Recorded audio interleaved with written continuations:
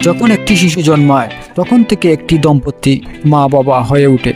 সেই মুহূর্ত থেকে শুরু হয় এক অনন্ত ভালোবাসার পথ চলা, যে ভালোবাসা কোনো স্বার্থ লুকিয়ে থাকে না। সন্তান মানে আনন্দ বন্যা বয়ে যাওয়া, যেখানে শুধু ভালোবাসা আর ভালোবাসা। মা বাবা সারাক্ষণ আল্লাহর দরবারে প্রার্থনা করেন, হে আল্লাহ, আমাদের সন্তানকে সুস্থ রাখো, ভালো রাখো, পড়াশোনা করার জন্য মেধা বাড়িয়ে দাও। আমার সন্তানেরা যেন মানুষের মতো মানুষ হয়, সমাজে যেন তারা মাথা উঁচু করে দাঁড়াতে পারে। সন্তান যখন অসুস্থ হয় মা সারা রাত জেগে থাকেন, বাবা সারাদিন খেটে ক্লান্ত শরীরে নিয়ে বাসায় ফেরেন, কিন্তু সন্তানের মুখে এক ফোঁটা হাসি তার সব কষ্ট ভুলিয়ে দেয়। নিজেরা বাসি খাবার খেয়ে সন্তানের পছন্দের খাদ্যটা কিনে এনে তার মুখে তুলে দেন। নিজেদের স্বপ্নের বিসর্জন দিয়ে সব সময় সন্তানের স্বপ্নের দিকে তাকিয়ে থাকেন। আমাদের সন্তানদের ভবিষ্যৎ ভালো করতে হবে। যখন সন্তানেরা হাসি মুখে থাকে তাদের বুকটা ভরে যায়। একজন বাবা মার সবচাইতে সম্পদ হলো তার সন্তানেরা, যেখানে পৃথিবীর সব কিছু সম্পদ তাদের কাছে তুচ্ছ। কিন্তু সময় থেমে থাকে না। একদিন সেই বাবা মা বয়সের ভারে নুয়ে পড়েন, বৃদ্ধ হয়ে যান, চোখের দৃষ্টি ঝাপসা, শরীর হয় দুর্বল, মন হয় একাকী। বৃদ্ধ বয়স অনেকটা ছোট বাচ্চাদের মতো হয়ে যায়। তখন এই আদরের সন্তান, যাকে নিয়ে তারা জীবনের সবটুকু নিঃশেষ করে দিয়েছে, তারাই বলতে শুরু করে, তাদের তো আর খেয়ে দেয়ে কাজ নেই, সারাদিন শুধু বক বক করেন, সারাদিন শুধু অন্যের দোষ ধরা। বাবা মায়ের প্রতি দায়িত্বটা তারা বোঝা মনে করে। অনেক সন্তান আছে যারা মনে করে, আমি যদি আমার বাবার খোঁজ নেই না তবে সমাজ কি বলবে। এইসব সন্তানেরা শুধু সমাজকে দেখানোর জন্য করে। এটা কি বাবা মার প্রতি দায়িত্ব পালন হলো? না, এটাকে বলা যেতে পারে মনের ইচ্ছা নেই তবুও করতে হবে, না হলে সমাজ কি বলবে। আবার অনেক আছে বাবা বলছে ছেলেকে, বাবা আমার আগে থেকে শরীরটা অনেক অসুস্থ লাগছে।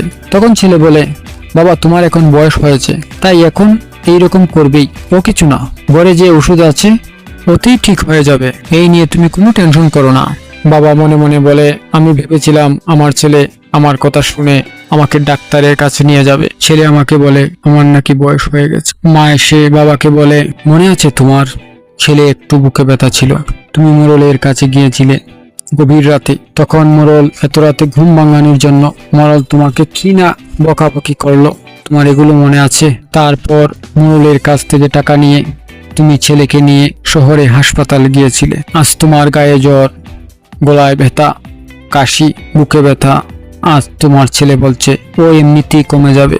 বাবা নিঃশব্দ, কোনো কথা বললেন না। আবার অনেক পরিবার দেখা যায় বাবা খুব অসুস্থ, কয়েকবার চিকিৎসা করানো হয়েছে, কমতেছে না। গ্রামের অনেকে জিজ্ঞেস করে, কি স্বপন, তোমার বাবার কি সুস্থ হয়েছেন? না চাচা, অসুখ কমেনি, বাবা খুব কষ্ট পাচ্ছেন। চাচা, এত কষ্ট থেকে যদি আল্লাহ নিয়ে নিতেন তবে আমার বাবা মুক্তি পেতেন। কিন্তু আমি যদি বলি, একজন বাবার কাছে সন্তান অসুস্থ থাকলে বাবা চান পৃথিবীর সবকিছু দিয়েও সন্তানকে অসুস্থ থেকে সুস্থ করতে, কিন্তু বাবা কোন সময়ে বলেন না, এত কষ্ট থেকে যদি আল্লাহ আমার ছেলেকে নিয়ে নিতেন তবে আমার ছেলেটা মুক্তি পেত। এইরকম কোনো কথা এই পৃথিবীতে কোনো বাবাই তার সন্তানকে বলেননি, এটা আমার বিশ্বাস। কোনো বাবাই বলবেন না। হুমায়ুন আহমেদের একটা কথা আছে, তিনি বলেছিলেন, এই পৃথিবীতে খারাপ মানুষের অভাব নেই, কিন্তু খারাপ বাবা একটাও নেই। আমার অনেক সন্তান আছে বলে, বাবা টাকা আমি সময় মতো দিয়ে দিব, কিন্তু দায়িত্ব নিতে পারবো না। ছেলে মেয়েরা বাবা মাকে বোঝা মনে করে। কি নির্মম কথা! এই কথাগুলো যে মা বাবার জন্য যে কত কঠিন, যারা এই অবস্থায় পড়েছে তারাই বুঝে। বাবা মার ভালোবাসা শর্তহীন। পৃথিবীতে এই একটা জিনিস আছে যেটা কোনো স্বার্থ লুকিয়ে নেই, সেটা হলো বাবা মার ভালোবাসা। তাদের মমতা সমাজের চোখ দেখানোর জন্য নয়, তা হলো হৃদয়ের অন্তঃস্থল থেকে উৎসারিত।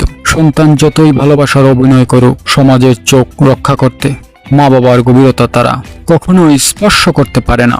একটা কথা মনে রাখবেন, ছেলে কখনো বাবার মতো হয় না, আর মেয়ে কখনো মায়ের মতো হয় না। বাবা মা হলেন সেই আশীর্বাদ যারা না থাকলে জীবন শুরুই হতো না। তাই আসুন বৃদ্ধ মা বাবাকে বোঝা নয়, বরং তাদের জীবনের শ্রেষ্ঠ পাওয়া হিসাবে গ্রহণ করি। তাদের পাশে দাঁড়াই, সম্মান দেই, ভালোবাসি, কারণ তারা যে ভালোবাসা আমাদের দিয়ে গেছেন তার মূল্য কখনোই শোধ করা সম্ভব নয়।